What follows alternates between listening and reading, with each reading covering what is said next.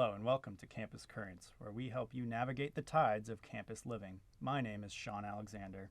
And my name is Caleb Stipkovits. Today we're going to be recapping Seattle University's top stories of the quarter. A lot has happened this quarter, so let's start off with a few of our feature stories. January 13th brought about a flood of frustration as Hopkins residents experienced nearly 18 inches of water filling the stairwell. A result of a burst pipe frozen from recent cold temperatures, the water caused damage to the Murphy Lounge, while forcing 10 students to move into alternative housing for the remaining of the academic year, one of whom being fourth-year Harrison Bisonette, who woke up on January 13th to fire alarms ringing and a damp floor. The flooding of Hopkins and the Murphy Lounge has followed other structural issues seen this academic year, such as the flooding of different Chardon dorms. While housing has worked to repair the damage quickly and efficiently, the age of Seattle U's housing infrastructure is undoubtedly shining through. In the 2024 presidential election, nearly 41 million members of Gen Z will be eligible to vote. Given the polarizing nature of the upcoming election, following lawsuits and the oldest presidential nominees in history according to USA Today, Gen Z's involvement in the election will have a wide-reaching impact. Many Seattle University students do not feel that current President Joe Biden or former President Donald Trump are viable options for presidency, such as third-year Harpreet Singh, particularly as they continue to age and lack new ideas for Gen Z to get excited about. While the finalized candidates and outcomes of campaigns are yet to be seen, Gen Z will undoubtedly be a formidable voting bloc. Those were some big stories. I don't know about you, Caleb, but I prefer my water inside of my pipes. To each their own. With that said, let's look at some of the news stories. Seattle University students have the opportunity to study abroad through many different avenues. These range from Seattle U-sponsored study opportunities to faculty-led trips. Regardless of the program, all students at Seattle U have the opportunity to discover programs that fit their interests. For some, being able to have hands-on research experience was the best part of studying abroad. For others, they enjoyed being able to travel to many different countries. While there are struggles with the learning different languages and cultures, students like Madeline Oster and Shannon Allen enjoyed being able to practice their language skills. Altogether, students were grateful for the chance to branch out and explore another country. Traffic was completely blocked on Interstate 5 near Pine Street Saturday, January 6th by a group of pro-Palestinian protesters calling for a ceasefire in Gaza and for the U.S. to end its support for Israel. Several hundred people were on nearby overpasses protesting, and around 50 people were on the freeway itself. Jewish Voice for Peace was part of a coalition of groups that helped organize the protests that began at the Starbucks Roastery.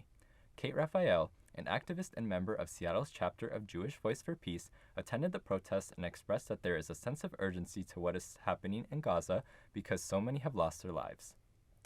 While some fear that the conversations surrounding the Israel-Hamas war may be controversial and dwindling, Raphael stresses the importance of civil disobedience to remind people of when injustice is taking place. Following the overturning of Roe v. Wade, Seattle University students spoke about the lasting impacts. The Students for Reproductive Justice Club at Seattle University responded to recent legislation from states with limited access to abortion. Certain members described the laws as a direct attack on basic human rights. They also provided perspective on the harsh repercussions the laws put into healthcare workers. Third years Gina Parker and Kayla Downing sat down and weighed in on the controversy. Both detailed the abortion bans surrounding Senate floors as a threat to reproductive freedom everywhere. Downing ended the interview calling for a separation of church and state, demanding that Christian evangelicals stop weaving their way into American politics. While the future of reproductive health care in the United States remains unknown, many Seattle University students persist through the uncertainty. So much is happening in the world and on campus. Indeed, I am happy to see so many students involved politically and fighting for their beliefs. As am I. It's an important part of our campus culture. Let's look at another part of campus culture, arts and entertainment. On January 7th, the 2023 Golden Globes took place in Beverly Hills, California. Hosting this year's award show was Joe Coy, an American comedian. A comment he made comparing Oppenheimer and Barbie led to a wide disapproval among celebrity attendees and the internet. His jokes were belittling to one of the year's highest-grossing films, doing so with sexist commentary. Students on campus felt that Coy was unfair in comparing the two movies due to how different they are in genre and message, and that his jokes were misogynistic.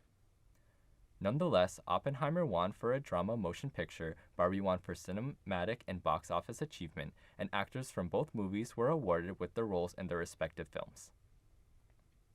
The Seattle University Theater Department's winter quarter production will be Glengarry Glen Ross, a renowned play that received critical acclaim in the 1980s. Unlike the initial work, the theater department's version of Glengarry Glen Ross is set in the late 70s and reimagines the essence of a few particular characters to make the viewing experience unique. Brendan Murphy, the director, expressed that he has been wanting to direct this production for over 20 years, and that pushing the time period back a few years allows for an additional lens from which to view the play from. The incorporation of the 70s aesthetic in combination with the dance interludes were to make the production more lively, as the original script is significantly darker. Murphy wanted audiences to be able to indulge in the more fun elements of the play, but in a way that has still preserved the larger themes. For viewers who may be familiar with the original movie, second-year theater major and cast member Jarrett Magdaleno encourages them to see the snow. Anyways, saying, quote, members of audiences may have seen Glengarry Glen Ross the movie or on Broadway, but they've never seen Murphy's version, end quote. Glengarry Glen Ross opens Valentine's Day, February 14th, and will have showings until February 24th. Ever wondered where to get the best chicken sandwich on Capitol Hill? Our very own staff reporter, George Burquest, compared 3 of Cap Hill's chicken sandwich spots so you don't have to.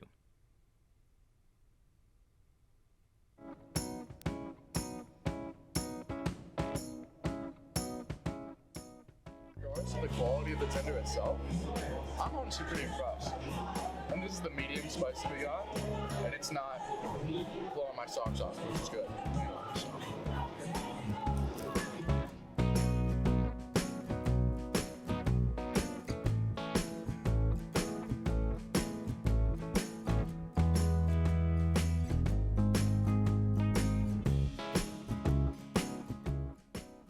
It does give off like McDonald's McChicken vibes, upscale and luxurious way, if that makes sense.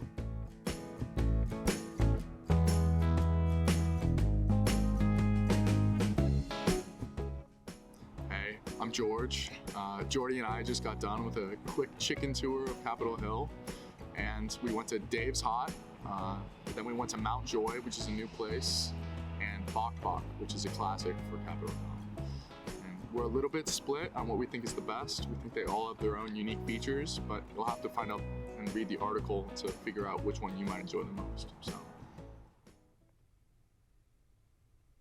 No need to read the article here. George's rankings of the sandwiches are as follows. The Mount Joy sandwich is in third place with a 7 out of 10 rating. Dave's Hot Chicken took second with a 7.5 out of 10 rating. And in first place with a rating of 8.4 out of 10 was Bok Bok Chicken. Hey Sean, you know what always gets me in the mood for a chicken sandwich? Long night of studying? No. Watching TV with friends? Not quite. I give up. Sports. Let's dive in. The Super Bowl is set with the Kansas City Chiefs and San Francisco 49ers set to play in Las Vegas on February 11th. The NFL playoffs have been must-watch to this point. The story of the wild card round was first-year quarterbacks Jordan Love of Green Bay and C.J. Stroud of Houston playing lights out, and the Detroit Lions earning their first playoff win in 30 years. For Seattle U political science professor and Michigan native Thomas Mann, the Lions' win was a moment to behold. He said, quote, "You have these low expectations, and yet when they actually do it, it's like a miracle," end quote. Wins from the Chiefs and Buffalo and an upset win from the Buccaneers rounded out wild card weekend. In the divisional, Baltimore would defeat Houston, and the Chiefs would beat the Bills to set up the AFC Championship game. A comeback win for the 49ers put them in the NFC Championship against Detroit, who just had won 2 playoff games for the first time in over 65 years. In the AFC Championship, the Chiefs would lock down the Ravens to win 17-10 and advance to the Super Bowl for a chance to defend their title. San Francisco would overcome a 24-7 halftime deficit to win 34-31. Both teams have weathered storms to reach the big game, but only one will come out as champion in Vegas. Seattle University Recreation, or UREC, has plenty of offerings this quarter to keep students active, one being intramural sports. While most leagues are nearing the end of registration deadlines on the IM League's website, there will be a glow-in-the-dark dodgeball tournament March 2nd that students can still register for. Trey Seaton runs competitive sports at UREC and encouraged students to come out. He said, quote, "It's intramurals. There are no TV contracts. There are no multi-million-dollar salaries at stake. It's about coming out and having fun, end quote. Other programs at UREC this quarter include group fitness classes for yoga, cardio, cycling, and more. Their Learn to Lift program will be on February 20th and will help students learn how to use equipment with proper form. UREC's annual Project Positive Week will be hosted the last week of February. Sarah Janisic manages events at UREC and said the program encourages students to, quote, focus on wellness and their mental health, end quote. The outdoors programs at UREC will host multiple trips, including a President's Day trip to Mount Baker and snowshoeing trips to the scenic hot springs in Stevens Pass.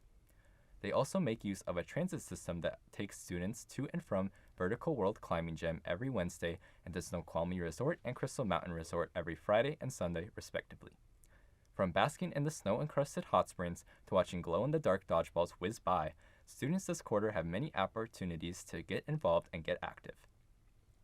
Name, image, and likeness, or NIL, is one of the hottest topics in college sports right now. After barring student athletes from using their publicity for paid promotion for its entire history, the Supreme Court ruled in 2021 that the NCAA could no longer enforce the rule. Since then, athletes have made full use of their newfound ability to earn some extra money. But no federal regulation law has been passed regarding NIL, leaving student athletes to navigate NCAA bylaws and state laws. Eric Sheara handles NIL compliance at Seattle U, this school. Many others has its own NIL policy to combat confusion.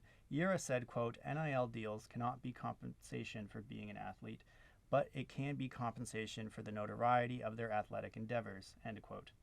With these deals coming in quite often, Seattle U makes use of two dedicated NIL applications, Influencer and Brander. On both apps, students manage NIL proposals and report their dealings to ensure compliance is met. Still, there is debate around college sports on the ethics of NIL.